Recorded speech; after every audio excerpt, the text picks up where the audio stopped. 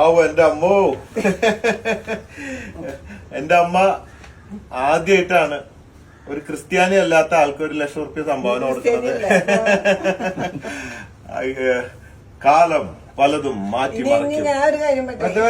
എനിക്ക് പറയാനുണ്ട്, എന്റെ മുദ്രാവാക്യം എനിക്ക് സന്തോഷമായി.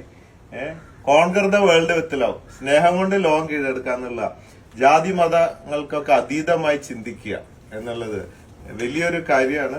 ഞാൻ വിചാരിച്ചേ ഈ യാത്രയിടയില് അമ്മ വിളിച്ചപ്പോ ചീത്ത പറയാനായിരിക്കും. കാരണം നേരത്തെ പറഞ്ഞ ഈ വെയിലത്ത് നീ ഇങ്ങനെ തെണ്ടി നടന്ന് തിരുവനന്തപുരത്ത് നിന്ന് കാസർഗോഡ് എത്തുമ്പോൾ നീ ചാവും, നിന്നെ രക്ഷിക്കാൻ വേറെ യാത്ര വെക്കേണ്ടി വരും എന്നൊക്കെ പറഞ്ഞിട്ട് വെച്ചായിരുന്നു. അപ്പൊ അതിന് ചീത്ത പറഞ്ഞിട്ട് പുറപ്പെടുമ്പോ പക്ഷെ ഇപ്പൊ അത് നേരം മാറി. നീ നന്നായി ചെയ്തതാണ്. ആദ്യം പോവരുതെന്ന് പറഞ്ഞു. നീ മിന്നാന്ന് പറഞ്ഞേ, ഞാൻ മിന്നാന്ന് 2 മണിക്ക് കരഞ്ഞു പ്രാർത്ഥിക്കായിരുന്നു. ഇനി ഈ കാശ് കിട്ടിയോ നിങ്ങൾ ഇങ്ങോട്ട് ഇറങ്ങിയാ മതി, കാശ് തരാം. ഒരു പറയും പണിക്കാരെ ചേച്ചിയുടെ കയ്യിൽ 10 രൂപ കിട്ടിയാൽ മതി, അന്ന് ഞങ്ങക്ക് മുട്ടില്ലാന്ന്.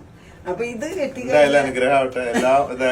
അല്ല, ഇത് നിങ്ങള് അനുഭവത്തിൽ കാണാം. എന്തായാലും ഇത് ഭയങ്കര ഒരു അനുഭവമാണ്. ഓക്കെ, ഒരു മോഡ് കണ്ടുപറ്റില്ല. யார் பெற்ற மகனோ நீ, யார் பெற்ற மகனோ இந்த ஊர் கும்பிடும். ഇത് അമ്മ തരുന്നോണ്ടാണ് ക്യാഷായിട്ട് വാങ്ങണത്. നമ്മള് ക്യാഷായിട്ട് ഒന്നും സ്വീകരിക്കുന്നില്ല.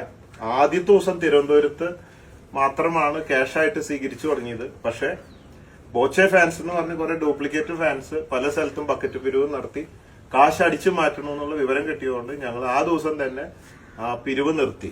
ഇപ്പോ അബ്ദുറഹീമിന്റെ ട്രസ്റ്റ് ഫണ്ടിലേക്കാണ് ജനങ്ങളോട് ഇടാൻ പറയുന്നത്. നേരിട്ടിട്ട് അവരുടെ അക്കൗണ്ടിലേക്ക്, പിന്നെ അവരുടെ ഉമ്മ പാത്തുമ്മയുടെ ജിപേയിലേക്ക് നേരിട്ട് ഇടാൻ പറയാണ്.